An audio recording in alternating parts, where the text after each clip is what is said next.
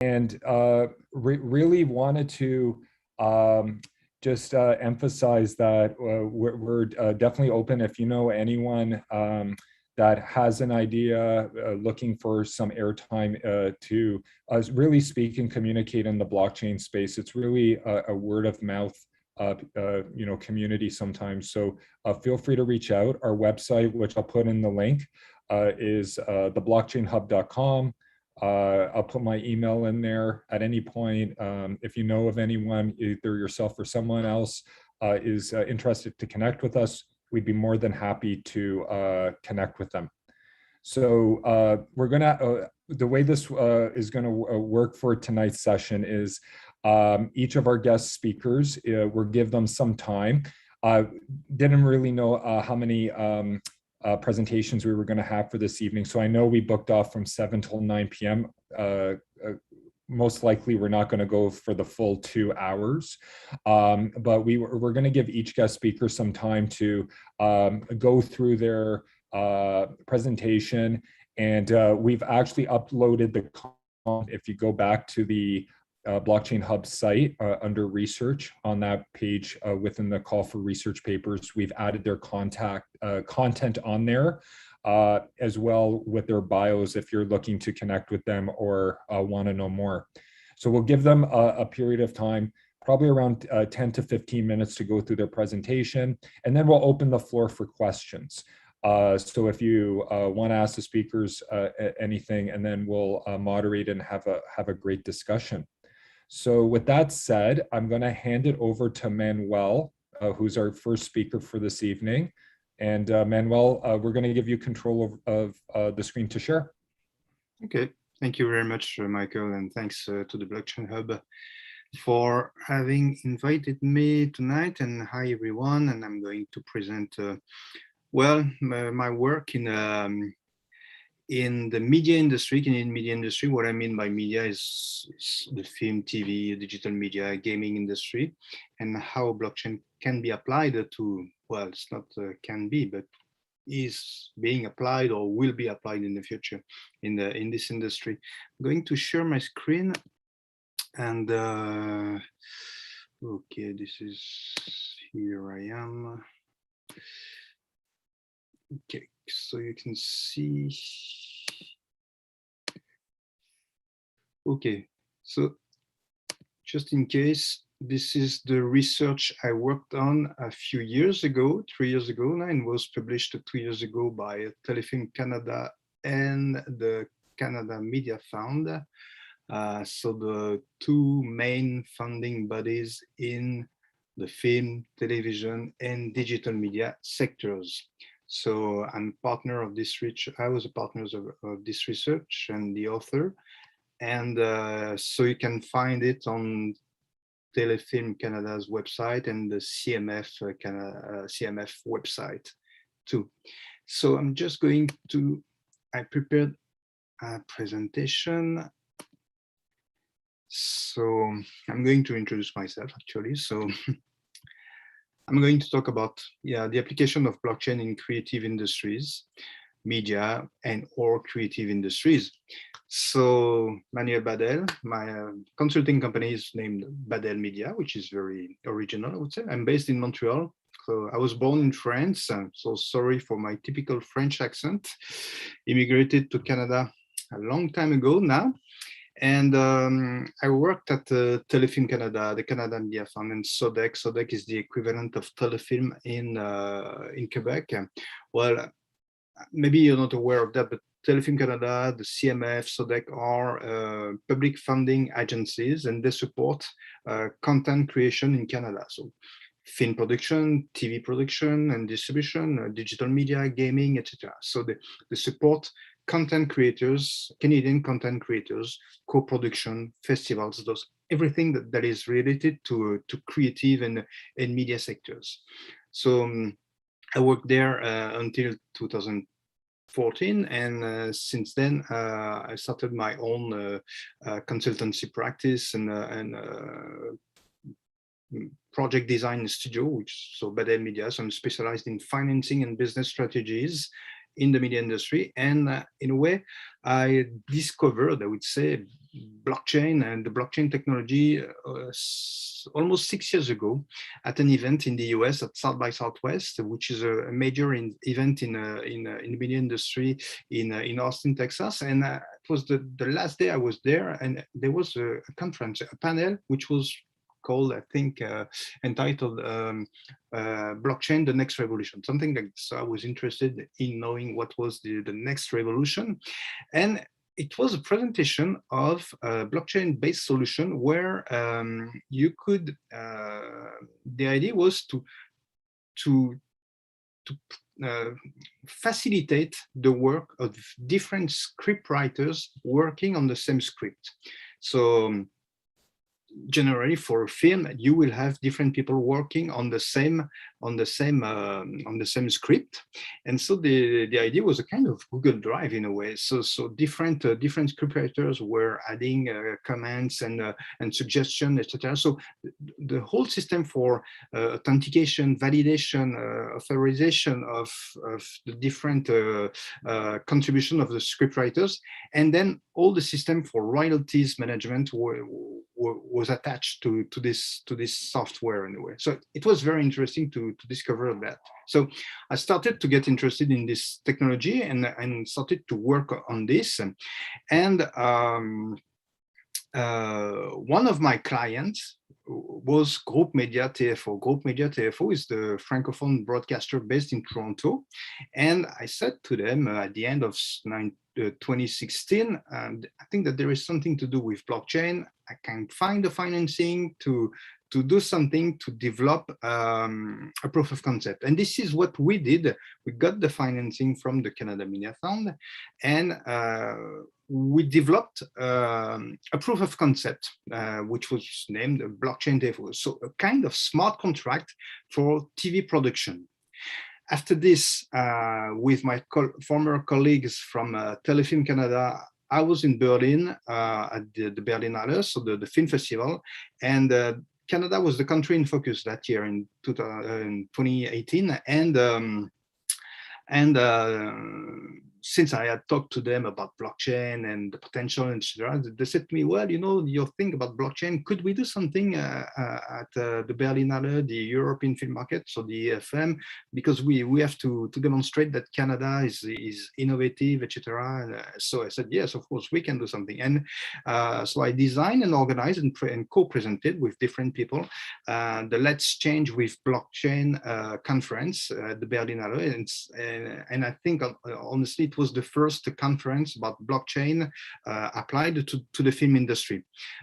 Quite successful, gave me a good visibility and credibility, of course. And it was a first, to be honest. And in parallel, I had started to work on this report, which was blockchain and the Canadian media industry, which was published by the Canada Media Fund and Telefilm Canada 2 years ago. Okay, so quickly, very quickly, so you know this report, when you read it now, you have the feeling that well, actually, it's an introduction about blockchain, you know, because I work in an industry where I have to explain a lot of things regarding innovation, of course, and it's a long journey, I have to say. So in a way, this report is an introduction in order to educate the industry, educate producers, distributors, investors on what are the potentials of this technology and how it can be applied to creative sectors. So very quickly, I divided the potential applications in two categories. First, information systems, and after this, business models. So information systems, IP protection, digital identity, we are talking about immutability of data, for instance. I think I'll put your dick in my mouth, nigga. I mean, my dick in your mouth, nigga. Are you still here with me? I'm not sure really what that was, but please ensure if anyone else is online, please mute your line. It was a Zoom bomb. I don't see you, so I'm like, am I alone with this? So the second application is about reporting, royalties, and recoupment of investment. The question of rights management is extremely important in media sectors. IP management, the question of traceability and transparency is essential. After this, when with information systems, in a way, we're addressing particular issues in the industry, questions of protection of piracy, question of traceability, transparency, rights management, rights monetization. And this is what we can do after the rights monetization with new business models that are based on blockchain or decentralized systems. So with smart contracts and tokenization, of course, we can think about new models for financing of projects, for the monetization of rights, and distribution of content. For instance, direct access to audiences, more community engagement, new ways in communicating in a way with your when you are a creator, in communicating with your audiences. And the other aspect is the collaborative models that you can develop based on blockchain, and where you can share your resources, think about new ways of governing organization and systems. And an important thing is that it can be applied to co-productions, because co-productions and international distribution are extremely important now when we talk about content creation. And so a co-production, in a way, can be very interesting for a producer, because he can work with another producer in other countries, so they can combine the possibilities of financing. They can better penetrate different markets, but it's much more complex in terms of administration of the projects, in project management, in a way. So this is where blockchain can be interesting for sharing resources, sharing information. So new business models, new ways of collaborating based on blockchain. When this research was published 2 years ago in 2019, it was the 2nd of May, 4th of May, 2nd of May. So that date was the 500th anniversary of the death of Leonardo da Vinci. So when I knew that, I said to myself, well, Leonardo da Vinci was a great creator, engineer. He was someone extremely creative. And I said to myself, maybe this guy would have done something with the blockchain, or he could have invented it, maybe. So I decided to write an article about this, comparing the spirit of Leonardo da Vinci, his work, all what they did with the blockchain. And so I wrote an article which is available on my LinkedIn profile. And very quickly about this, sorry. Okay, I'm just trying to. Okay. So just to compare very quickly with Leonardo da Vinci, of course, Leonardo da Vinci could have authenticated his work on the blockchain, because sometimes we were like, okay, we found a painting from Leonardo da Vinci. We found something from Leonardo da Vinci, but is it really from Leonardo da Vinci? So in a way, the blockchain could have been great to authenticate his work, of course. And the other thing is that he had a great imagination, very fertile, but much more fertile than his capacity to deliver, in a way, and materialize ideas. So he could have licensed his work to other artists and engineers. So with the respect of the IP, he could have collaborated, and the possibilities of creation would have been higher, in a way, or enhanced. So it could have been very, very interesting. And of course, Leonardo da Vinci, like any artist, was also always looking for patronage for the financing of his activities and his work. So maybe he could have tokenized the Mona Lisa. Imagine if one of your ancestors would have acquired some tokens from this Mona Lisa. The first thing it was doing, it was observing, it was gathering data, it was experimenting. It was its mode of learning in a way like we do in IT development, in software development. It was working on proof of concept, and this is what we did with my collaborators. So it's a bit long to change the slide. It would be longer. Sorry about that. Are you still here? Yeah. I'm just trying to change the slide.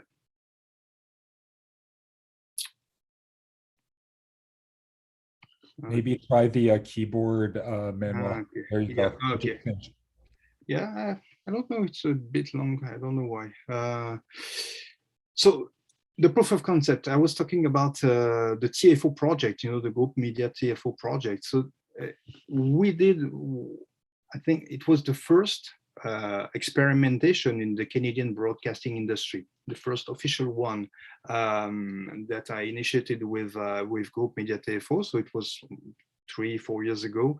It took a year, something like this. And this is the interface of this prototype or demo. This is the representation of a smart contract for TV production and TV broadcasting. So different stakeholders such as the crew, actors, the investors, the distributors, the financiers, the unions, the producer, of course, the original script writers, etc., are linked through different contract and agreements between them. So this is what we call in our jargon, it's the chain of title, the chain of rights. So what we did with this proof of concept was to replicate in a way this chain of title through a smart contract. It was a very interesting experimentation. Of course, when you look at the interface, it's not very sexy, I have to say, but at least we were able to test this solution, this decentralized solution, with different stakeholders in the industry. Okay, I'm just changing the slide. Sorry about that. I don't know why it is so long to change.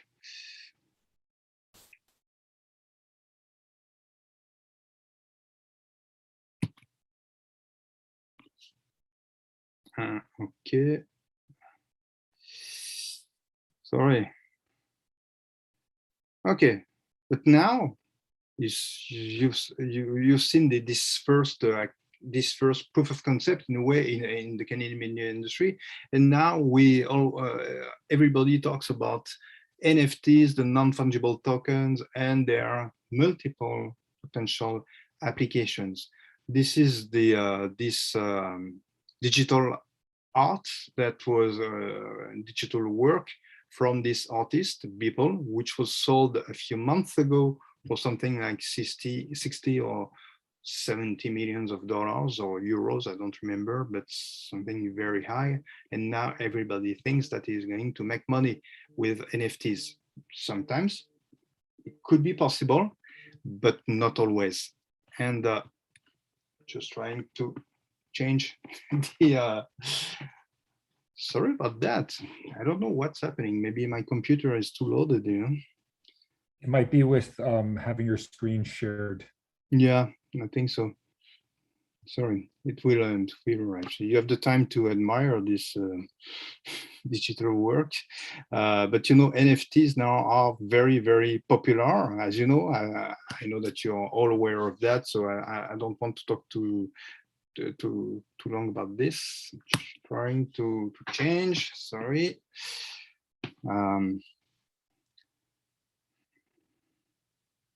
Fortunately, we have some time ahead of us.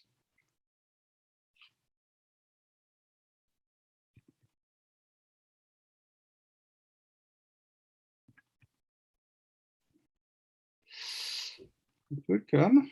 Did you want to try the, have you tried the keyboard, the cursor on the keyboard? Yeah, this is what I'm doing, yes.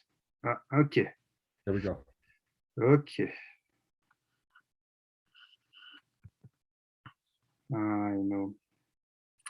I know why it is doing this. It's because it's it kept the animation of the. I should have used a PDF version of my presentation, so it's heavier with this. So, okay, talking about NFTs, and the adoption of blockchain. Sorry, there is one slide that is missing between the previous one and this one, but since it's long to change, I don't want to. So I'm going to jump directly in this research from that I read in the HBR review, so the Harvard Business Review. It was an article entitled "The Truth About Blockchain." And it was an interesting article, and I decided to adapt it to the purpose of my research and my presentations and my work. And I called it the slow disruption, because a lot of people talk about the disruptive potential of blockchain technology. I agree, this is disruptive. I'm not arguing with this, absolutely disruptive, but it can be slow. And I can assure you that it can be slow. I have worked on this for the last 5 years, and it can be long sometimes. So I called it the slow disruption. So you have the slow food, and now you have the slow disruption in a way.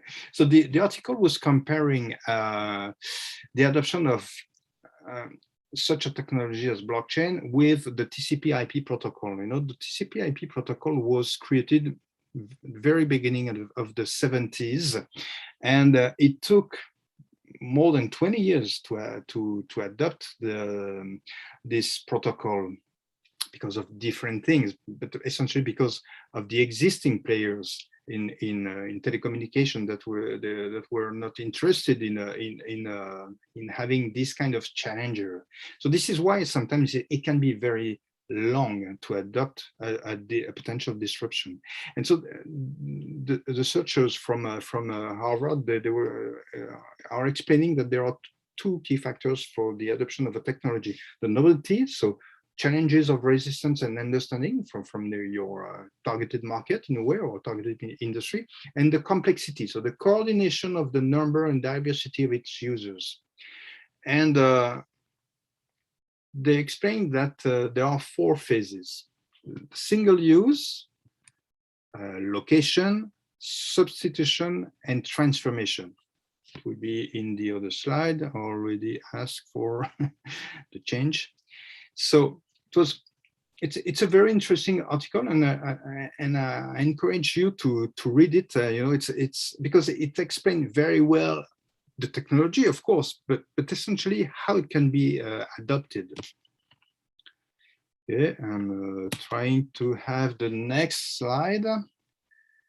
Fortunately, I don't have 50 slides to show you, so I think that there are still 3 remaining, but it can remark that it can be. Maybe I could leave the full screen, and I'm going to show you directly, because it's too long. I'm sorry about that. Manuel, maybe if you wanted to speak to it a bit and go through what you found, because I know this is a great summary of that larger research report. Maybe if you wanted to talk to it, and then we can see if any of the participants had any questions or thoughts on it as well. And then maybe, because there's been a lot. The one thing I know looking at this is your report. I know this was ongoing from 2019 with, NFTs has just really picked up. So definitely want to get your thoughts on how this space is really has been changing as of late. Yeah, well, maybe to conclude on this aspect, because this question of disruption in my mind is important. When I talk about the 4 phases, so the single use, the location, substitution, and transformation. So applied in the industry, the single use is the fact that you only have a transaction between one person and a system. So in a way, registering an IP on the blockchain is the single use. It's not very challenging because you're not disturbing so much the industry. Location is more a question of having a certain number of stakeholders collaborating on certain processes, like banks are trying the blockchain technology to have different transactions between them. So location is more about having a consortium blockchain, okay? So with permissions, so where you can share different information. And for the film industry, for instance, could be interesting to have a blockchain dedicated to the film industry where the different stakeholders can share their different types of information and be more productive. Substitution is the question of having, for instance, new systems of video on demand, for instance, that are based on blockchain, what we call the blockchain, the BVOD, blockchain video on demand based, and where you can have more interaction of the audiences with the platform, with the creators, etc. You have different experimentation that are in the video on demand world, where you can have a sort of Netflix, but where participants are much more engaged through different systems, incentives that are based on tokens, where people can invest or support the development in the film and have this film available on the platform, where you can have different types of tickets, tickets that are tokens, that are based on tokens. So the question of substitution is the challenge of existing players. And after this, you have the transformation, where everything is in place in order to change the industry. This is the last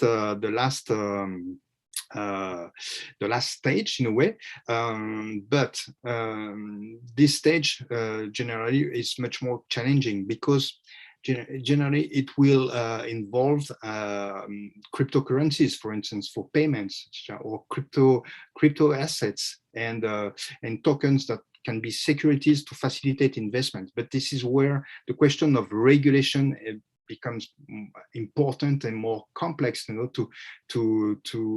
this can be an obstacle for the adoption of the technology or its full application in an industry.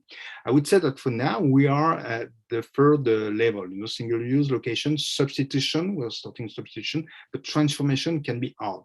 And what I'm working on and developing with my team, and I would like to show you this, but I'm just trying to stop the full screen in order to have the possibility to change what you're looking at, but unfortunately it's not possible. But I'm developing a platform with a team, quite the same team as the one that with which I developed the TFO project. We're developing a project that is named Platz.co. Platz, so Platz, which is place in German. Platz is a system that facilitates information sharing between different stakeholders in the industry. At the beginning, the project was a kind of marketplace to facilitate investment in content creation. So a marketplace between investors and creators. And because of those questions of regulation, this complexity, we decided to change the way we were going to develop the project. So the Platz.co project is more a kind of information system that will facilitate authentication, sharing of information between stakeholders in order to streamline processes, enhance collaboration, enhance trust. Based on this, a content creator, for instance, can tokenize different assets that are related to an IP. So with Platz, we're talking about IP management, which is, as I said at the beginning, extremely important.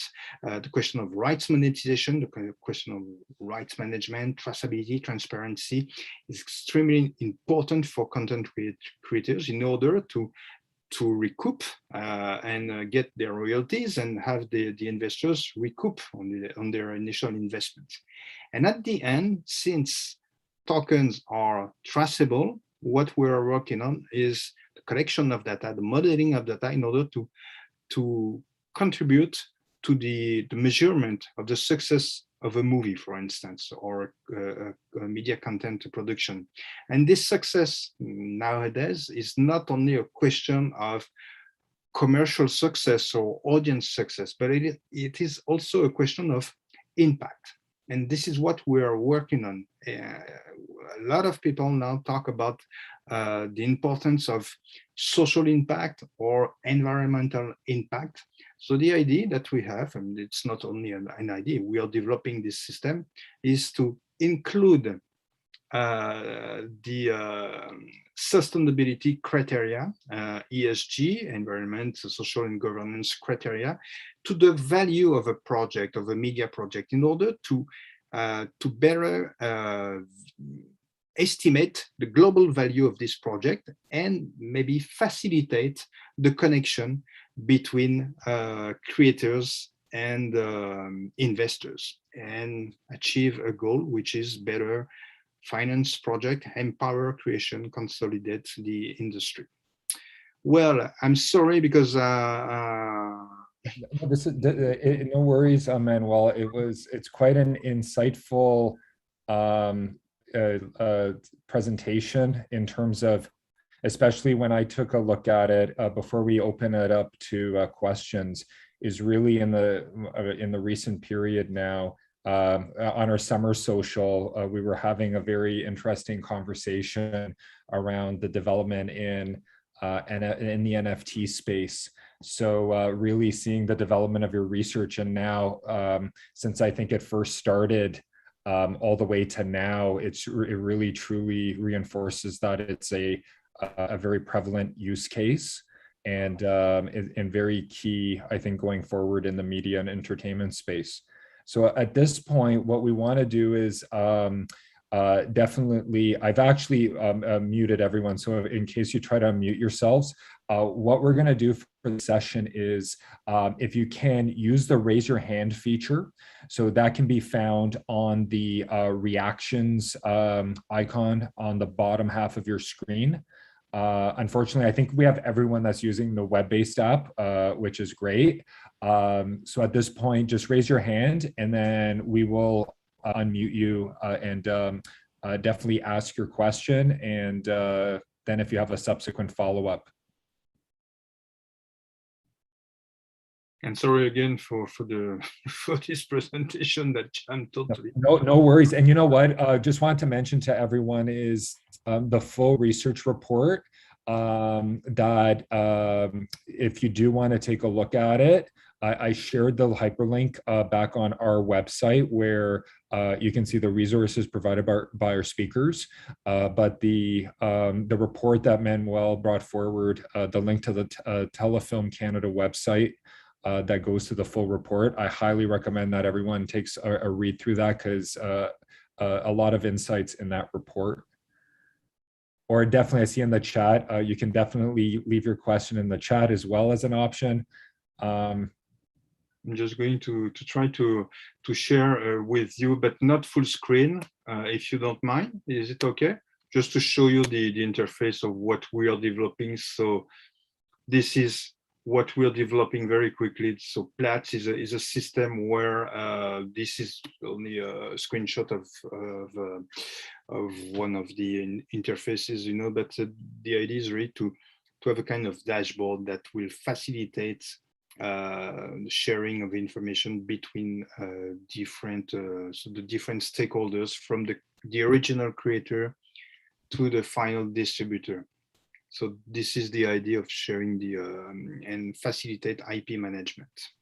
Sorry, I don't know if you wanted to see the video the short video, 50 seconds. Yeah, Okay. just in case with the loading issue, it might maybe cause an issue a little. Wanted to see, Manuel, given that it sounds like this is under development, right? Mhm. Like, is it actually been built fully, or is it still in flight that your currently work is underway?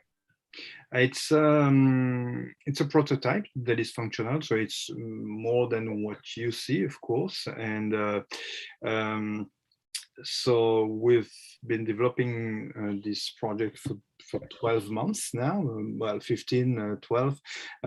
We got some financial support from the Canada Media Fund and from other sources. So we have a prototype that is functional.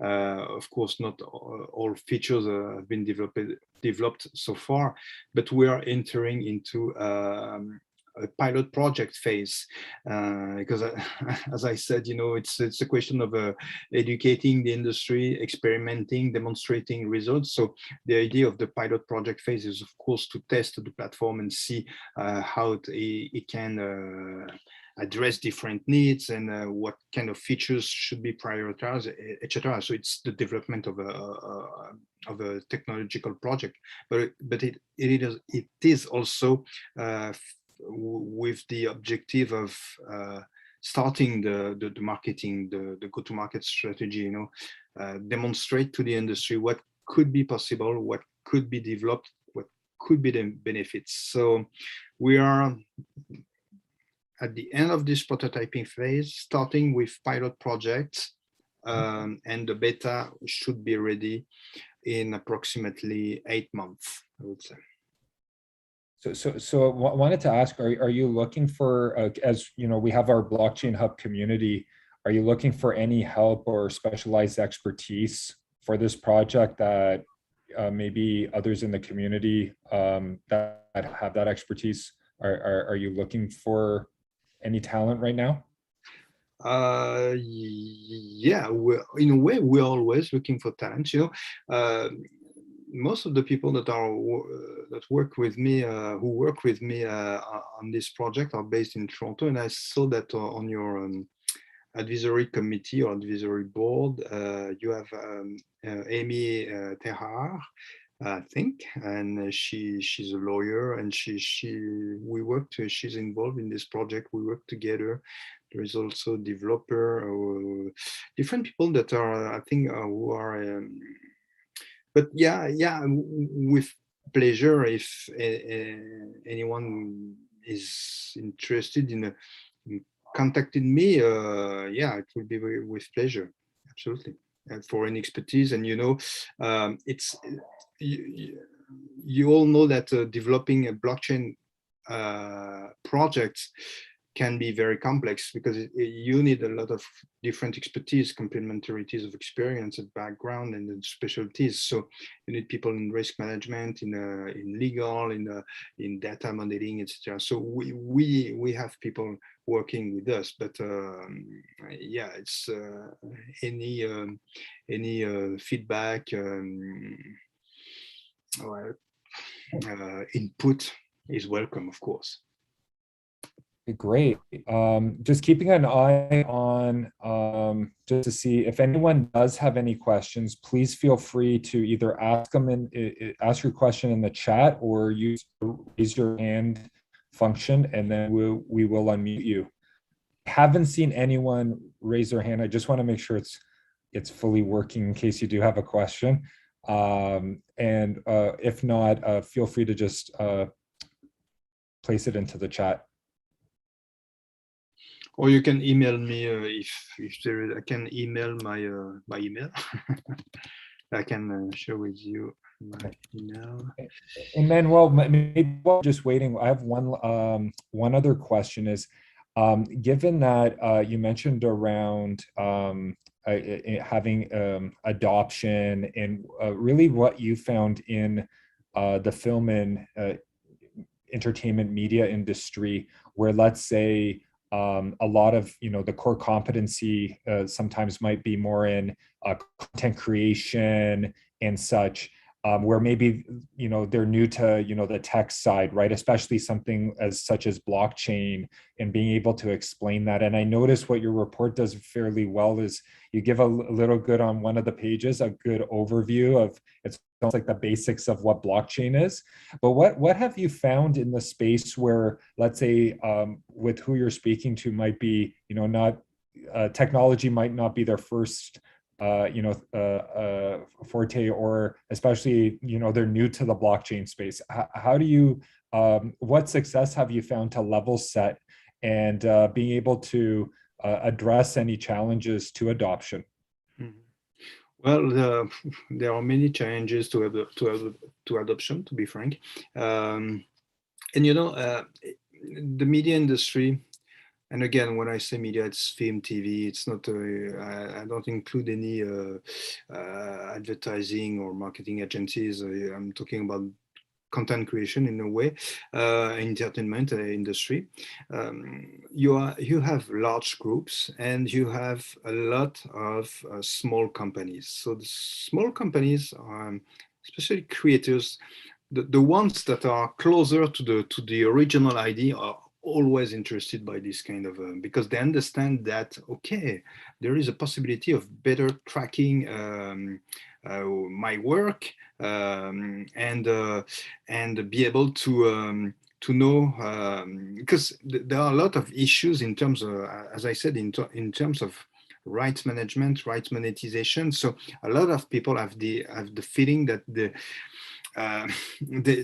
don't have, they are not paid accordingly with what they did, you know, with their work. So it's so there is a strong interest from small players, but small players, they don't have the power to trigger something. So you have to talk with larger groups, media groups, for instance, broadcasters, and you always have to talk to those different people by explaining the basic of the technology, but also the challenge. And this is why it's very important to know an industry. You know, this is the key thing. But the challenge is to find the right way to explain them what kind of issue could be addressed, even a small one, you know, even a small thing.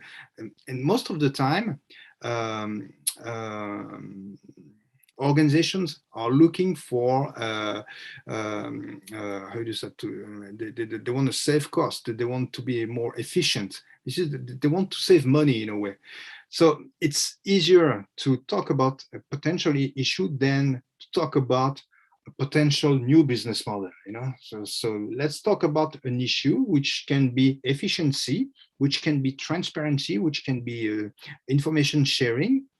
Let's convince them that there is a possibility of developing something that will be much more efficient. And then you have people who will be more interested in what you're saying. So really the challenge is to change every time the way you talk to people. The other thing I wanted to say about this question of adoption and the challenges is that in Canada, the content creation is supported by public institutions, actually. Heritage Canada, Telefilm Canada, etc. Ontario creates different public institutions. So there is a lot of support, never enough for all creation, of course, but there is quite a lot of support. But since content producers are essentially supported and financed by public funds, in a way, you have to convince public funding agencies to be on board. I mean, because they will see that maybe there is something interesting, because we could be more cost effective. We could better manage our funds and have better return on investment, and then reinvest in other types of creation. You know, so I think that we have no choice than working with public institutions. But it can be long, of course. It can be long. I don't know if I answer correctly to your question. Well, what was that, Manuel?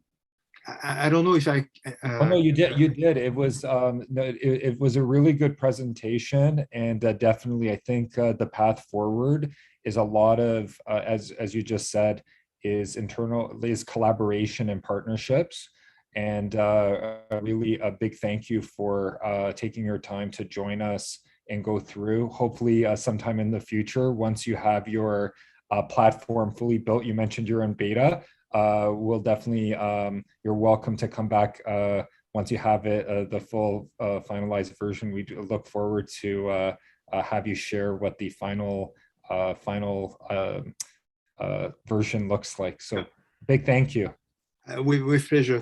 Thanks to you. And I just wanted to conclude on the fact that I appreciate this kind of initiative, because yeah, it's important to collaborate on the promotion and to demonstrate the use cases in different industries. This is extremely important. So thanks very much for the invitation and for the initiative. And I think it will be And one quick last question that just came in the chat before we hand it over to David. Thank you, David, for your patience. One question was around, I think, just to summarize this, how close do you see that this blockchain solution being a key component in entertainment, being able to get consensus with all the various parties?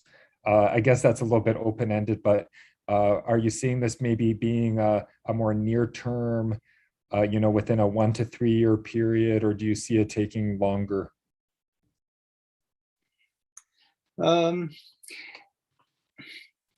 think that that there is an example that I didn't talk about, because I've talked a lot about this example and we are still waiting for the results. So sometimes, when it's only a promise, you're not sure. But a few years ago, I started to talk about, as an example or use case, about a movie about Nolan Bushnell, who is the founder of Atari Games, and it's a movie about his life. And this movie is co-produced by Leonardo, and not another Leonardo, but Leonardo DiCaprio, with someone else. I know the someone else, but not Leonardo DiCaprio, unfortunately. But we were talking about this movie, this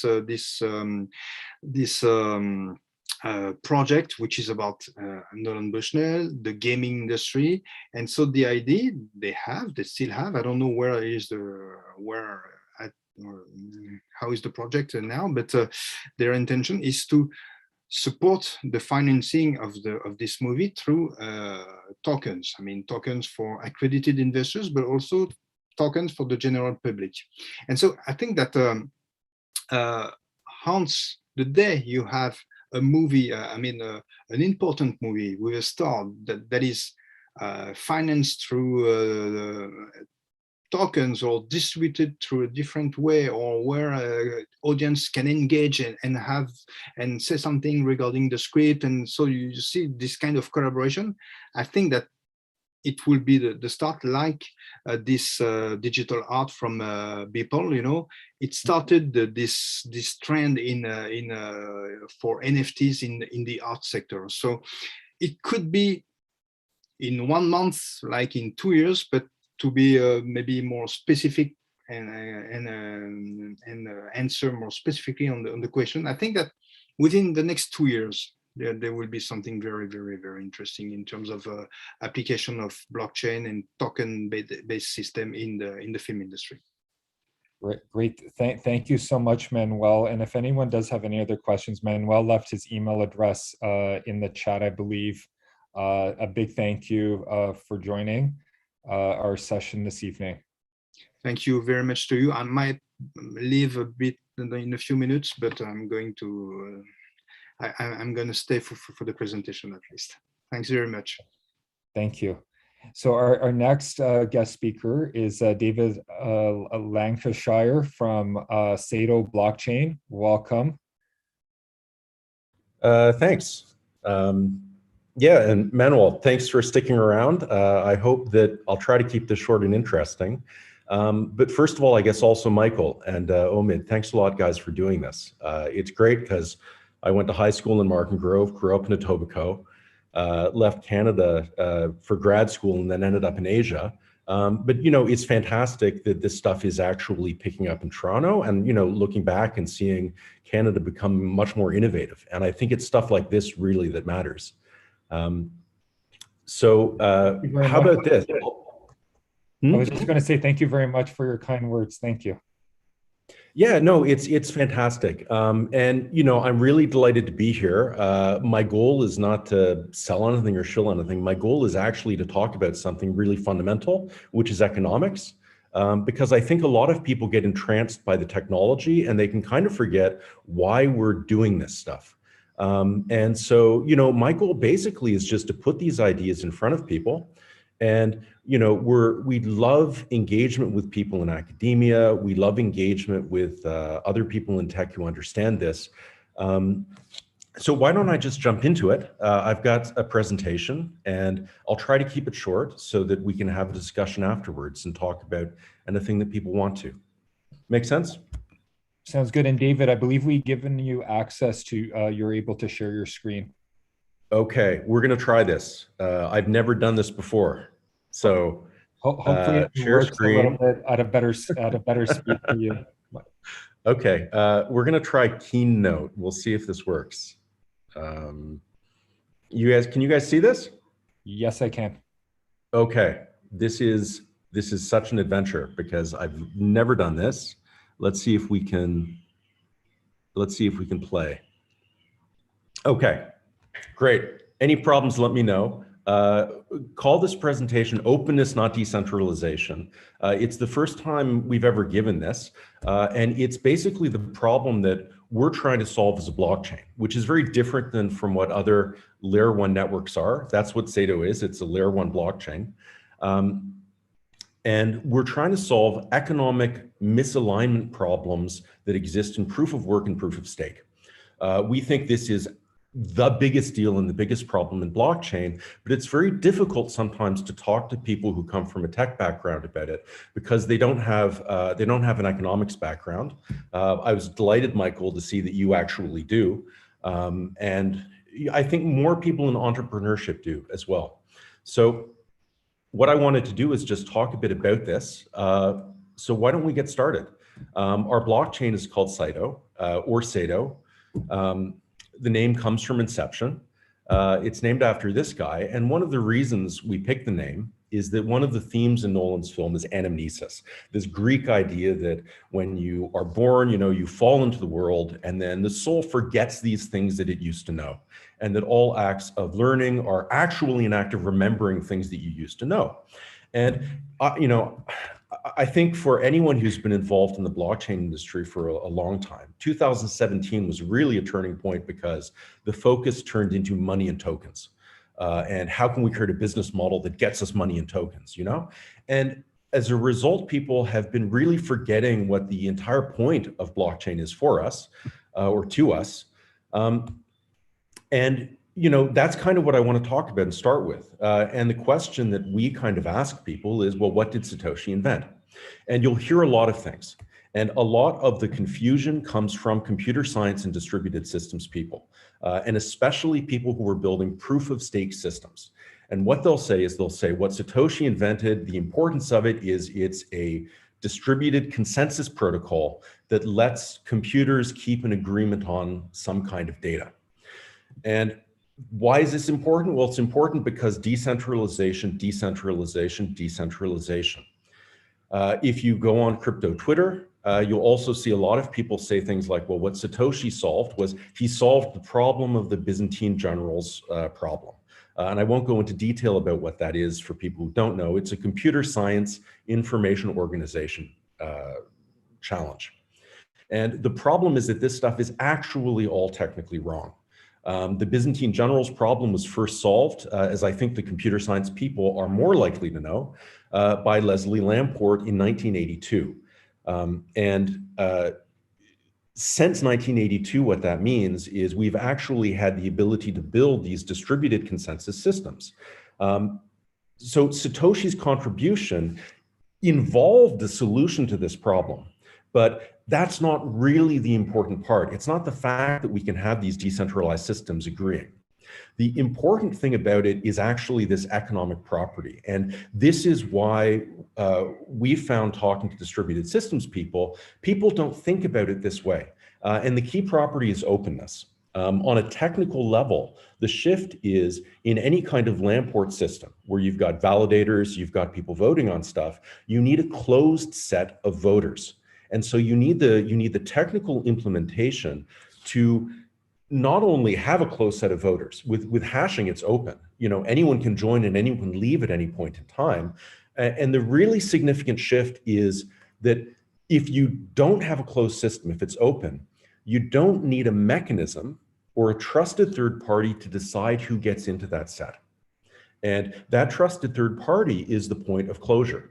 If you read the Satoshi white paper, we can see right at the beginning, he says, look, the problem is not that the financial sector isn't decentralized. The problem is that banks are in a position where they're forced to mediate transactions. And this is what he's talking about. The second contribution, these days, it's really common for people to, they forget what fees are for. On Twitter and with token speculation, people think that the reason we have fees is so that we can pay stakers, right? Like the fees exist to make people rich. And it's like, no, the fees exist because they're part of this incentive mechanism. And this is the second really important property that had never existed before in human history. It's that the network existed without an owner. And so we had this thing that kind of floated and levitated in the air, and it managed to survive because the idea is that the fees are supposed to pay for the network. So the first thing they do is they pay for something that deters attackers, because we're buying hash power. And so if you're an attacker, you need to overcome this financial barrier. But the second thing they do is they pay the honest nodes. So the honest nodes, one, will pay for the network. And it turns out that doesn't work. But not only will they pay for the network, if somebody leaves, there's an economic incentive for someone to come back in. And so we have these two properties that never existed before in history. And when we do reach out, this is what we're trying to get people to understand. Everyone talks decentralization, decentralization, decentralization. And that's because it's this technical property. And one of the problems is people can never define it. What really matters is openness and self-sufficiency. Openness is both an informational and an economic property. Self-sufficiency is an economic property, but I guess, the network has to exist and not go away. And if anyone has doubts about this, what I would suggest you do as a thought experiment is think of a decentralized system and take away either of these properties and ask yourself, do you really want that? Because what you'll find is if a network is self-sufficient, but it's not open, well, that's the banking system, the SWIFT network. And if it is open, but it's not self-sufficient, the free market will basically monopolize it under Google. So when people talk about trustlessness in tech, decentralization, if there's one message I'm hoping we can get out to people, it's that actually trustlessness is these economic properties. And this hopefully has been a bit of a review to people. What I really wanted to talk about, because I think the really interesting thing is understanding that blockchain involves, the important part of blockchain is about protecting and preserving these economic properties at scale. We've got a massive problem that is grossly misunderstood, particularly in computer science. We want to get people who understand economics much more involved in blockchain because for various reasons, it's actually difficult to get computer scientists to see the problem. So we're about halfway through. What I want to do now is though shift from the tech to the economics. And the challenge we've got here is that the openness in Bitcoin and the openness in these open systems, it's not free. So it's not like we've got this pasture that anyone can send their sheep into. We have a data network where there are really high costs to maintaining it. Because for the network to be open, the data flows need to be open. I need to be able to join the network and get all of the transactions that haven't been confirmed. I need to get all of the blocks. And there are all of these economic attacks and ways of kind of goosing and cheating the system that happens if that doesn't happen. A really good example, for instance, is if I'm collecting transactions from users and I don't share those with other people in the network, I put them in my own blocks. That's a transaction withholding attack. As a miner, I'm more profitable than everyone else now. And this turns into a Red Queen race from Lewis Carroll, where all of a sudden the fundamental security properties of openness start getting challenged because the miners are making different amounts of money. And so they can't invest in the same amounts of hash. There are a lot of ways this fails. So getting to the economics, what we've got with scale is we've got a problem, a really fundamental problem, which is that scale means volunteers go away. The original design requires volunteers to preserve openness. The BTC people know this, but they can't scale it. And because they can't scale it, they're throwing their hands in the air and saying, well, I hope it's going to work out, and it's not going to work out. There are a lot of other options. Most people in tech are saying, well, the free market will just take care of this. And that's where they're wrong, because in economics, if you are producing in a blockchain, if you're producing openness, open access to money, you are producing what in economics is by definition a non-excludable good. And economics has known since the 1960s that there are massive classes of market failure involved in asking the free market to replace volunteers and produce these goods. Everyone, I think, and hope has heard of public goods. Fewer people have heard of these market failures, but maybe a lot of people have, like tragedy of the commons, the free rider problem, the prisoner's dilemma. All of these collective action problems, Mancur Olson was the American economist in the 1960s who started writing about them and systematizing them. And what he says is really, really bad news for people in blockchain. Because the problem with producing a non-excludable open good is that we've got, like, think of Bitcoin, you know, we've got the excludable thing you can do, which is mine and stake. You can do the form of work that gets you paid. But we also need people to pay for this other stuff that has a non-excludable benefit. And the fact that this faucet is open and anyone can do it also means you can't coerce people to pay for this if this makes them more money. And the market failures that we're getting, and we can talk about this afterwards in the chat, the market failures we're getting are people always doing the things that make them the most money, as opposed to producing things that the network needs. And this is something that's, we can see the Nash equilibrium here is standard. It's a free rider model. It's what we are actually seeing right now today in every scalable blockchain. Particularly, it's clearest in Ethereum. In Ethereum, we have the miners who are mining, and we're shifting to the stakers who want to stake. They don't want to run the network. The work of running the network is being given to Joe Lubin's company Consensus, which is doing all of this work right now for free. So even though we all know what the best outcome is, that everybody cooperates and spends a bit on this kind of contributive public good, in reality, everyone just free rides. It's a market failure. And I think that people who have a background in economics understand this more easily. Computer scientists really don't. And it's really difficult to get the message out to them because people will think, well, look, I mean, you know, Bitcoin's big, Ethereum's growing. Why should we worry about this? And they'll think, well, why, you know, won't the free market solve this? Like, somebody's going to need the network, so someone's going to pay for it. And the problem isn't that this doesn't happen. The problem is if we ask a free market to pay for a non-excludable good, either we get market failure. And if we get market failure, nothing happens. Okay, the scaling dream is a real challenge.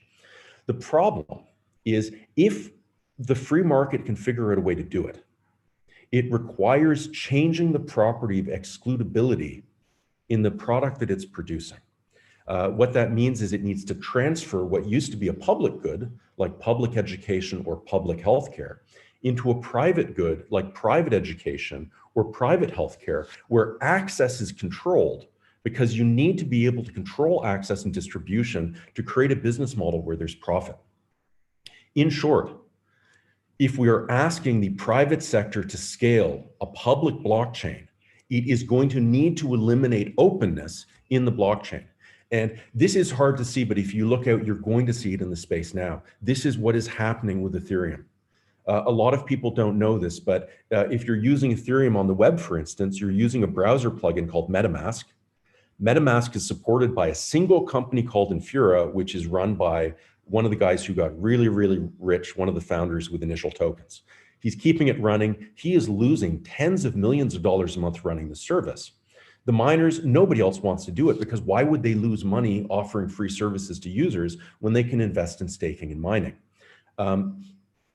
And to give you guys an example of how bad it is, the Ethereum developers keep talking about how no one is offering light client support for nodes. And they're all trying to pass the buck to Joe Lubin and Consensus. Consensus is now collecting, last we heard, about 80 to 85 cents of every dollar in fees paid by Ethereum users.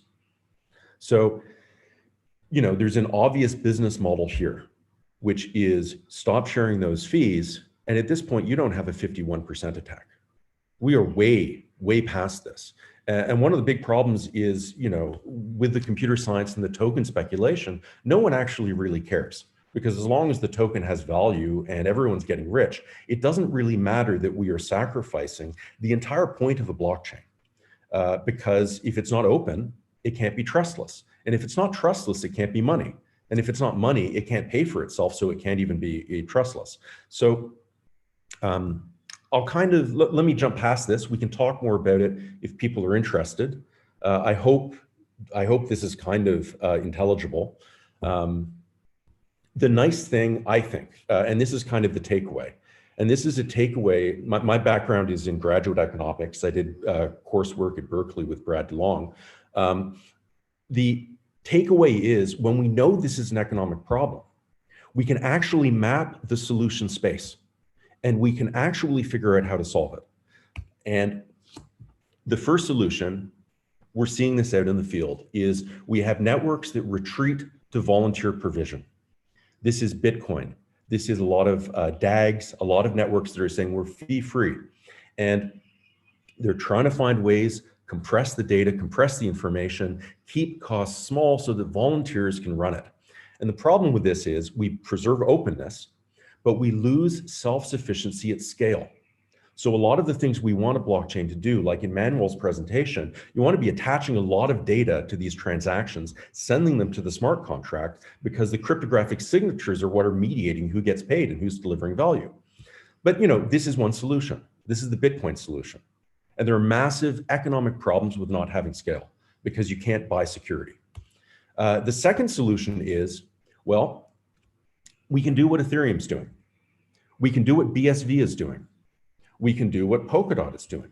We can do what every large-scale distributed system that does not understand this thinks is the solution, which is to say, well, our job is distributed consensus. And it's kind of a bit like Halloween. The example I like to give is it's like people who think we get free candy on Halloween because houses are distributed. And it's like, no, you don't. You get free candy on Halloween because you've got volunteers going and buying the candy because they're not motivated by a profit motive. And you have a distributed system because those volunteers are distributed in space. It's exactly the same thing in blockchain. So the outcome of this is we will have a network that can scale. It will be self-sufficient. It will pay for itself. But the free market will need to add the conditions that public choice theory tells us it needs to add. And we've got 60 years of empirical evidence that tells us this is what needs to happen. And we can look again into blockchain and we can see it. You're going to need small cartels of people who are running the network so they can police each other. You're going to need monopolization, and you're going to need to have major players that have choke points around parts of the network, because it's that choke point that gives them, pardon me, it's the choke point that gives them the ability to extract profits. And the problem is we go right back to Satoshi's comment on the financial system. That choke point is a trusted third party where regulation comes in. So point two, we're going to get something that looks like a blockchain. People will tell us it's a blockchain, but it's a permissioned blockchain, or it's a pseudo-permissioned blockchain. And at this point, why don't you use a database? Like, why am I even paying for mining and fees? So pseudo-permission blockchains aren't going to be able to compete long-term. The good news, and this is part of the message we're trying to get out, because with Sato, we're in a totally different part of the solution space. And until people understand the economic problems, they don't even really know how to approach us. And the third solution is we say, well, look, we know this is an economic problem and we know what the cause is. The cause is that we've got this misaligned incentive structure. And so the third solution, which we think is the real solution, the needed solution, is you've got to fix the kind of work that people get paid for.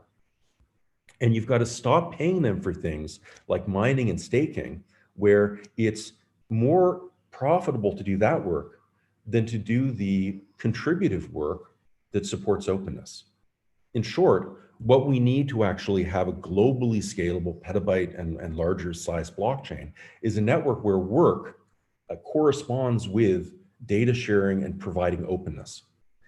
We believe there is a form of work. We believe it's the collection and sharing of money. We believe that if you have a consensus mechanism that pays people in proportion to the amount of service that they give to users, collecting fees and efficiently getting them into blocks, you can build a network that has the same security properties as Bitcoin and Ethereum, but that has both the properties of openness and self-sufficiency. And the result is we can have scale, but we can have scale with a network that's actually what blockchain is supposed to be.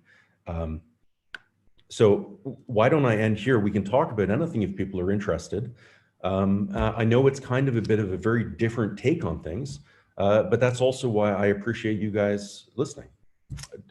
Any questions or anything in particular people want to dig into? Did that make sense to you, Michael? Yeah, no, I find the I have a business background, and I find the concept that you put forward interesting, and just really wanting to see what others might have questions for you, David, as well. Just going to take a look at the participant list again. What I'm going to ask is if you can use the raise your hand function. Just on the bottom, select the reactions icon and you can raise your hand there, or place your question into the chat, or if you want to be unmuted, you can just type that into the chat also. So just gonna see if anyone. So while we're just, here, I think one question just while we're waiting is really what got you into this path, David, is, you know, what kind of led you to the development? You mentioned you had a background in economics. My story is kind of crazy. You know, was in Canada.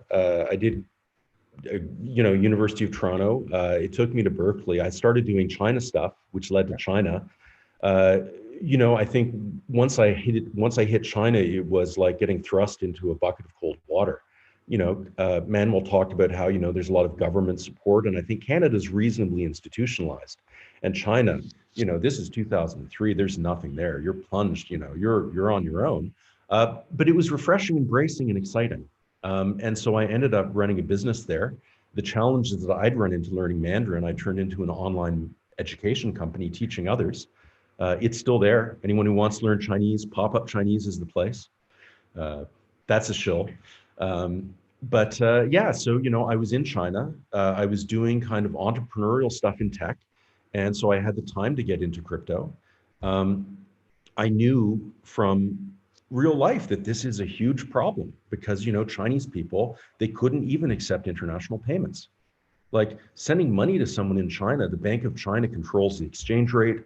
It bleeds them out about 1% on the purchase. You know, there was, and even applying is a mess. So it was so obvious that we needed something like Bitcoin. And so I kind of, you know, went to meetups and started playing around, bought some tokens, built some sample applications. And, you know, it was a crazy time because you'd meet someone who's a friend, and then 2 years later, they're working for like Li Xiaolai, or the biggest, you know, Bitcoin owner in China.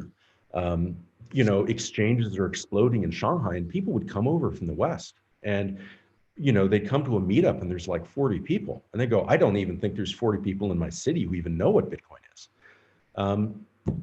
So yeah, I think it's a combination of having a very odd and different life experience, I think with this, you know, most people in tech, most people in blockchain, they think about it as the feature that's being invented, you know?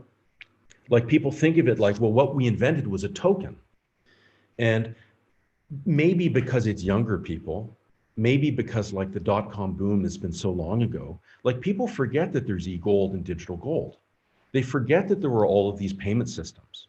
A lot of people don't even know we're using Diffie-Hellman to communicate with banks, right? Like here's a big thing with blockchain. We use Diffie-Hellman over the blockchain. And all of a sudden we can have shared secrets between groups of like 20 people. Like what's going to happen with that is going to radically change things, but we need these networks that can scale.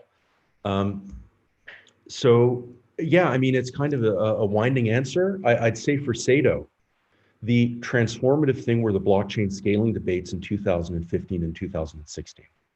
Because today, I don't think anyone cares. Today, what's happened is people are so captured by, I'm creating this token to make money, that people will buy into any bad idea because they don't really believe it, but maybe it will work out because there are these other bad ideas and it's working out for them. And I think this is especially the case in proof of stake. And we can talk about this because proof of stake is an interesting idea. They're like, well, we're okay with Lamport style closed systems, but we're going to wrap them in this layer of openness. Oh, so hey, we don't have a trusted third party. And there's actually a ton of new and interesting attacks that happen there. And there's actually no solution there. Vitalik recently wrote a piece called On Coin Voting Governance, where he basically said, I don't think that we can solve this. And staking is a form of coin voting governance. But yeah, so to wrap this up, the transformative thing really was that scaling debate, because back then you would have like legitimate, sincere discussions with people. And people were talking about the fundamentals because they were concerned with how do we scale Bitcoin? And it was still an open question. And today, everything is so adversarial that people just, you know, they think it's like, well, my network can produce a token, so that's as good as this other token. And we actually have a question in the chat from Ash. So Ash is asking, so your way to achieve scale is through distributed cartels? No, the way to achieve scale, maybe I'll give it, the way to achieve scale is you turn the public good into a private good. So, you know, Vitalik and Ethereum, all these guys, they talk about public goods and public goods funding. And the reason they do it is because they think their network is, well, it's a public good, so we need to fund it. So we need governance.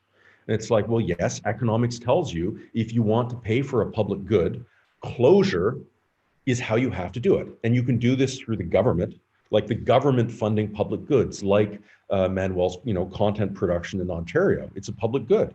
That's a form of closure. And so the government is, it's no longer an open system. Like I can't just make a web series and show up to Telephone Canada and say, here it is, give me, you know, give me $10,000. You know, they've closed, you've got to make submissions. They not only control who gets paid out, but they're the government. And so they're compelling and coercing payment. So the economic problems in public goods go away. Now, Ethereum and these other networks, the peer-to-peer parts of the network are a public good. It's a non-excludable benefit that's available to everyone, but that people don't have they have the option of not paying for. And, you know, like I'm just going to mine instead because that's how I maximize income. Yeah, okay, well, maybe things are less optimal because I'm not paying my share. But in literally every single configuration of the network, that's how I maximize my profit. Like if none of you guys share because none of you are, well, I'm best off doing this. And if all of you share, well, I benefit from the work you're doing, but I'm still better off. This is public choice theory, right? Economists know it. Computer scientists, they don't know this. Like they think, oh no, the free market, its job is to pay for stuff that's important. It's totally crazy, but it's true. So yeah, I'll drag it back to Ethereum, right? Like they're looking in Ash's question. They're looking at this peer-to-peer network and the blockchain, and they're like, well, it's a public good. So, you know, we're going to have governance for it. Well, what Sado does is Sado says, no, we're turning this into the thing that we pay for. We're not securing the network with mining and staking because our problem is we've got these two kinds of work and we're paying for one. And so the only way you can make money doing this other thing, they used to think miners will pay.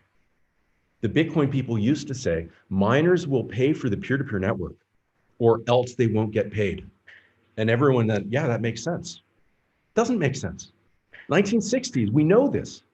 Public choice theory shows us what we get is market failure. So the current solution is miners will pay for this. We're going to let the private sector pay. And of course, the private sector, it will start doing things like controlling the distribution of money, and it's going to eat consensus. So we're not creating a system with cartels. What we're doing is we're saying staking and mining don't work. What we need is we need a form of work where we can objectively measure. We need to be able to, in a distributed system, objectively measure who's contributing value. And we need to pay them that exact amount. And that's an economic problem with value measurement. I mean, you need the tech to do it. And the reason tech people give up is they say, well, how do you do that? Like, how do you measure the value that someone is giving you running a computer that collects transactions and sends it to users? How do you measure the value of someone who builds software? So they're like, well, we can't do it, but we understand staking. So we're just going to do what we understand. And we're going to make this problem a market problem for the free market, because that's their job. The economists should figure out how to do this. And the economists, which is primarily us, although people are more aware of the problem these days, the solution is you say, no, we're going to find a way to measure the value and we're going to pay for it.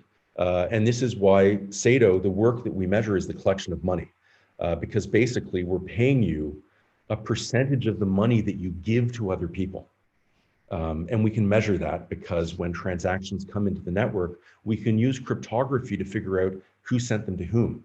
And so when a transaction goes into a block, we actually objectively have this information of who did the work for that block. And if you're the first guy who received it from the user, you're going to receive most of the money. If you're guy 2, though, you're still going to get paid. If you're guy 3, you're still going to get paid too. We've got a white paper. We've got lots of documents that explain how the system works.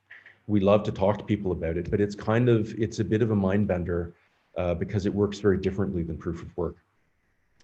Does that make sense as an answer, Michael? You know, a lot of people don't understand public and private goods, you know. So we have another question from Larry.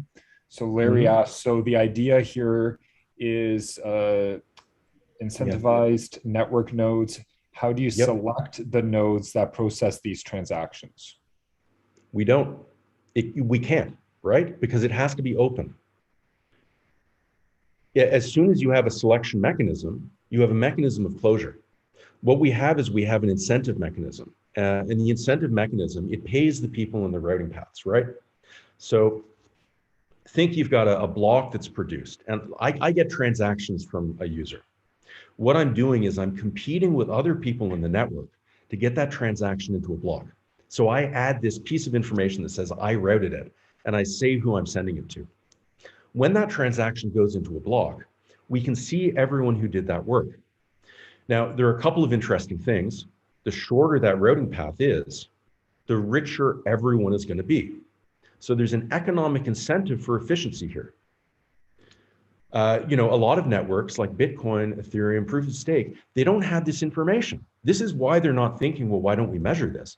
Their idea is that the open network means you can't do this.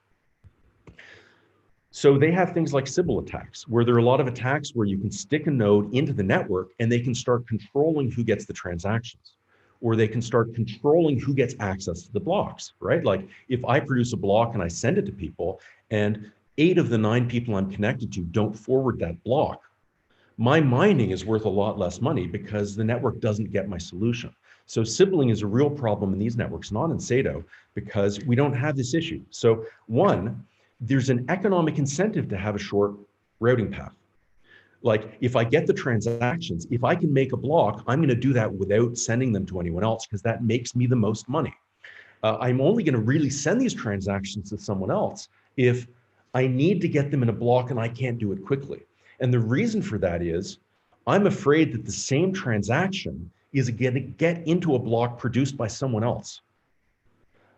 Like a miner in Bitcoin, I'm competing with other people in the network, and it's people who do the work most quickly and most efficiently that collect the tokens that are issued by the blockchain. So yeah, in order for the solution to work, Larry, it has to be open, because we can't have this mechanism of closure. If we add a mechanism of closure, we're doing like this proof of stake game where we're adding closure and then we're like, oh, we're going to have an open system around it, and it doesn't work. And the other thing that's really a change is people say, well, okay, well, what's the routing algorithm? And the answer is there can't be one, because if I'm a node in the network, one, I'm competing for users. And so I'm competing for transaction flow all of a sudden, right? Like in mining and staking, the money comes for free. And people are like, well, my job is spending money. And so it's, of course, these networks can't pay for the work that leads to the collection of money that pays for everything. With routing work, well, if I'm running a node on the network and I want more transactions because I get more money if I get more transactions, well, the first thing I do is I write a program that lets people use the blockchain, and I stick it on my server. And I say, well, if you want to use this program, you've got to send your transactions through my server. And so we're paying for software development. We're paying for servers in the network. It's not a public good anymore, right? Like it's become a private good. And so the example I'd say is it's an economy that that needs an educated workforce, but it's no longer running on public education. It's running on private education, but it's also a free market system. So we don't have the problems that can come up with, healthcare and education where we get market failures and those kind of mechanisms. Thank you. Also, thank you guys for the questions. I appreciate it. Really good questions coming in, because David Larry has a subsequent follow-up question to this. Mm-hmm. So I'm not sure if you might have touched on it a little bit, but Larry asks, okay, so the nodes are randomly selected. This is good. No, they're not. Won't this affect latency? Okay, two comments. The nodes are not randomly selected. If you're a node in the network, the way you maximize your profit is by connecting and sending your transactions to the other nodes that can do the work most efficiently. So we're not, if you put a computer on the network, you're not paid unless you're creating an efficient money collecting system. So you want to send your transactions to people who are efficient, and you've got to promise and give this efficiency to users. So people can say, well, maybe we're going to get a little bit centralized at the center. And people might worry about that, but they shouldn't, because users ultimately are in control, because the structure of the network is determined by who users give their transactions to. So users can change the topology in an instant by saying, I don't like that guy. Likewise, like if Google runs a big server and people no longer like Google, you can increase Google's cost by not sending them your money. The people you send your transaction fee to are the people you're paying. This is why on an economic level, it's a solution. I'll just quickly address the latency thing because it's interesting.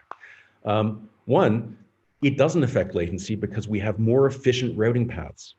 Two, when people in blockchain worry about latency, one of the big concerns is in things like proof of work, where if your block takes a long time to travel into the network, you as a miner are less profitable. And so everyone puts their servers together and we end up having centralization this way.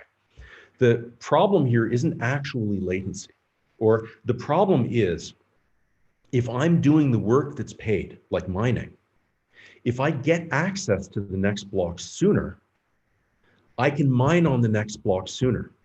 And that means my profitability over all of the other miners rises slightly if I'm densely connected.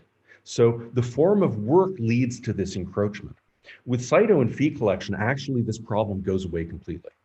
It goes away completely because we're using transaction work, routing work to create blocks. And as soon as those transactions have been used to create blocks, they're useless. So if I produce a block and I spend all of my fees doing that, I'm the least likely to make the next block. So there's no latency issues where latency doesn't benefit me. Maybe if I'm competing with someone using the same transactions in my tiny part of the network, but that's not the network's problem, that's my problem. Make sense? I believe Larry's good with that. Thank you, Larry. We any think other- so too, Larry. It's a really good question, by the way. Yes, It's some really also good maybe, questions. it's really a mental shift for people, because proof of work and proof of stake, people just take for granted that the money's going to show up. They think the problem is, how do we spend this money? And it's like, computer science guys. And of course, and so they think the problem is spending money in a way that's decentralized and stays decentralized. And it's like, that's never been the problem. You can do decentralization with a database. So like the question I'd have for Manuel, not a question for Manuel, but like pointing out why this matters is, we've got blockchains and they're paying for mining and they're paying for staking. Why don't all the funding agencies just have like a 10-party database? That's it's the equivalent of a blockchain, but there's no miners and there's no stakers, there's no transaction fees. So the costs are much lower. And people don't ask this question in part because they fetishize decentralization. And they fetishize decentralization because they don't really think, but because they've primarily been told by computer scientists that this is the invention, and it's not the invention. We got a lot of things to talk about, but it turns into a rant about distributed systems people, Michael. So No, and we actually have a question from Livin Torres. Livin is asking, what would you call this new protocol, or would you call this a new protocol architecture? I mean, we call it Sato or Saito consensus. The good news is they pronounce the name the same both ways in Inception. So basically, any way you pronounce what we're doing is correct. We can think of it as a form of distributed work instead of centralized work, in the sense that one of the economic problems. Michael, I love the fact you've got a background, because you're not getting lost. I don't know if other people are getting lost, but proof of work and proof of stake, Satoshi moves money into the system, but he still needs this external market for work and difficulty, right? Like the critical point happens, like the miners get the transactions, and their moment is when they take money and they go to this external market and they buy stuff and they bring it back and they say, voila, I've done the work. So there's this external market. And like the problem, we could call it a difficulty in an external market. Like the protocol names come from computer science. They're not even in this space. Well, that's the problem, because all of the 51% economic attack, hash rental attacks, nobody has visibility into that external market. So if you want to cartelize, if you want to collude, that's fine. And one of the fundamental incentive problems that totally kills proof of stake is that as long as you've got this external market and 51% of that market buys 100% of the profits on the blockchain, you will always have an economic incentive for cartelization and collusion. People say the 51% attack in Bitcoin is too expensive. And it's like, look, all you need to do is get 51% of the hash.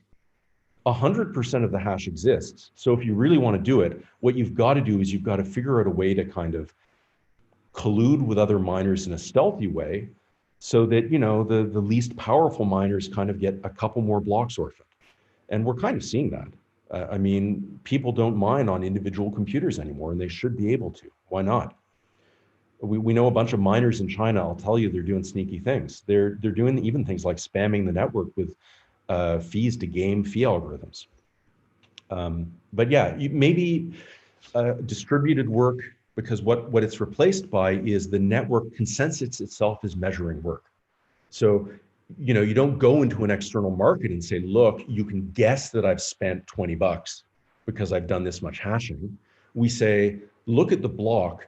You can see that I've done this much work because there are cryptographic SIGs in the transactions that point to me. And from the total fees in the block and the number of hops and the algorithm we're using, the work method shifts from the external market into the blockchain. Another example for people mentally coming around with this is, think of Bitcoin, replace the fee with a hash. As the transaction moves into the network, drop the difficulty of the hash by half. And what you have is you have block producers collecting hashes. And when they collect enough hash, they get to produce a block. This is another reason we need difficulty dropping, because you don't want people producing blocks all at the same time.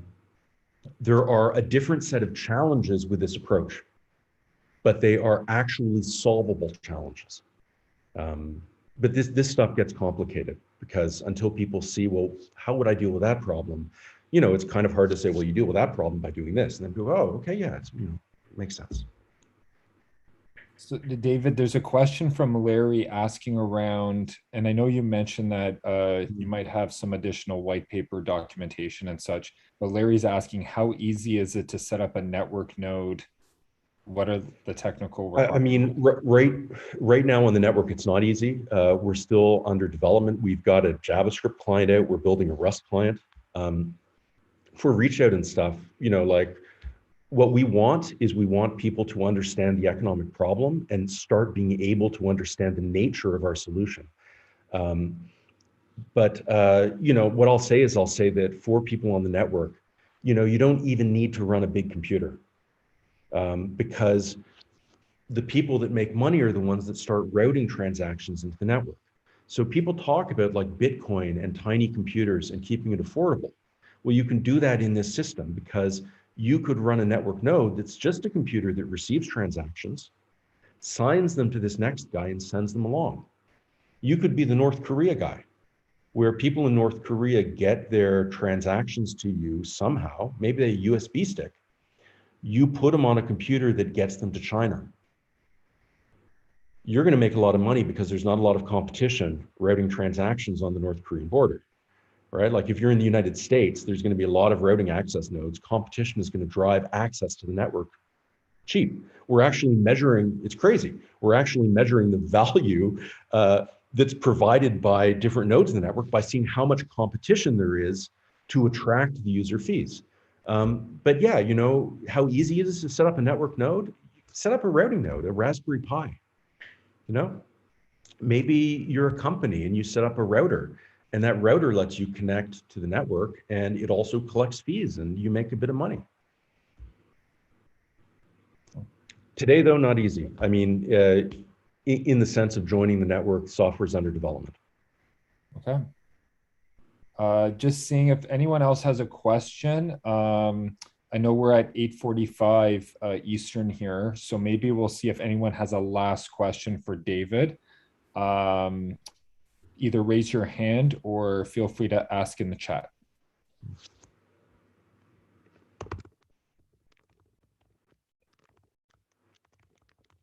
So I actually have one last question, David. You know what, we'll ask the Livians and then I have one last question for you.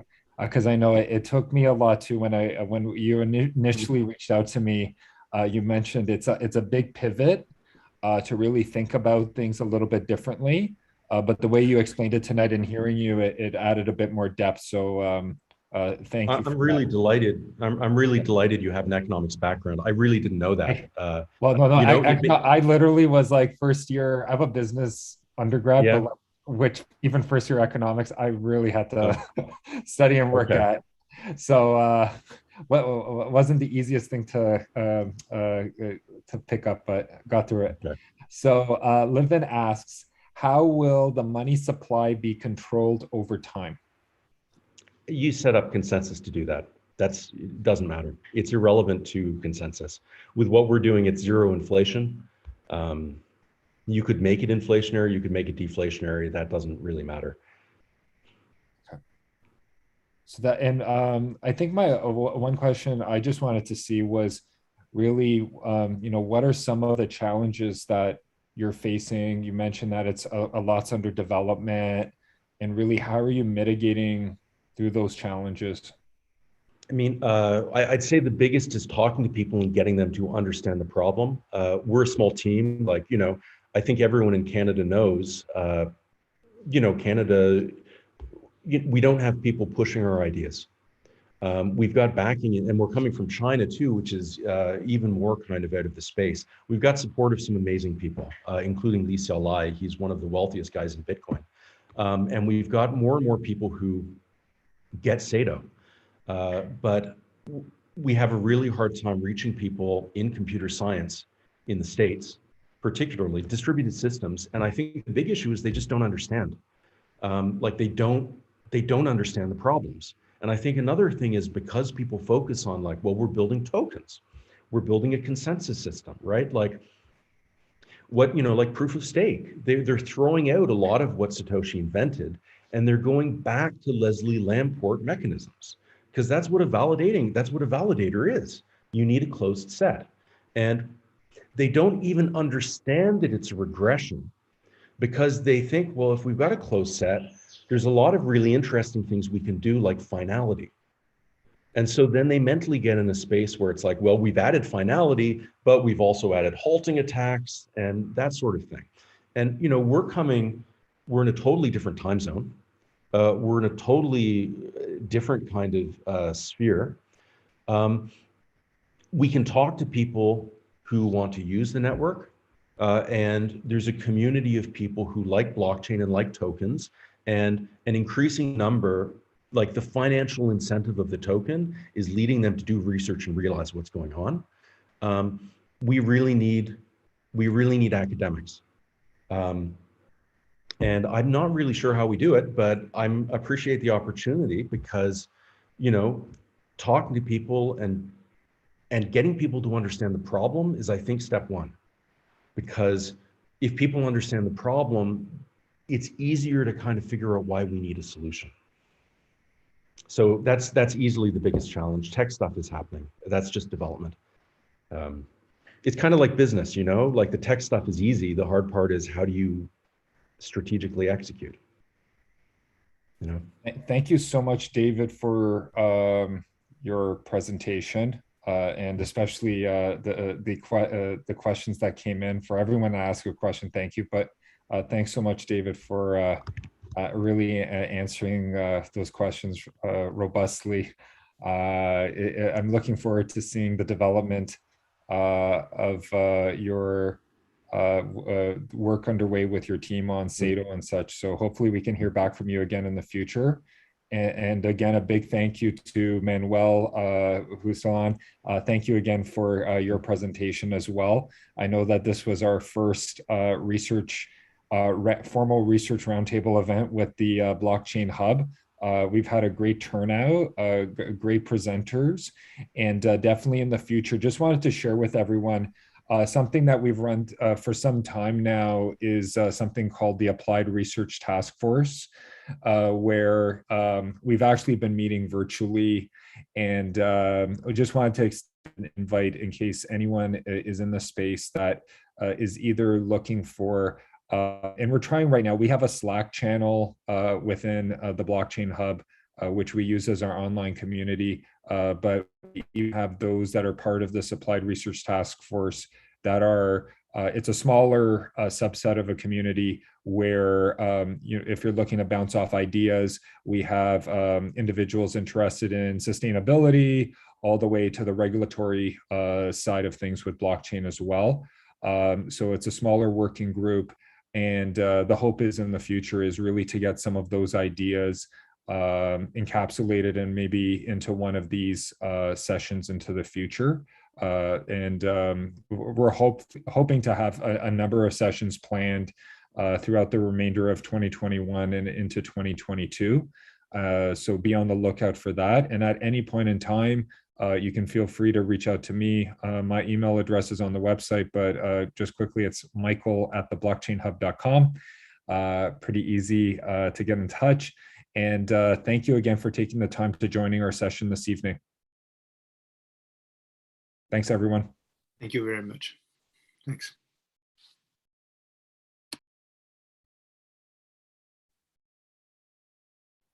Thank you so much, Michael. It was very interesting. Thank you, Manuel. Thank you, Manuel. Thanks, everyone. Thanks, Omid, for help. We'll connect soon. Yeah, for sure. Thank you. Have a good night. You as well.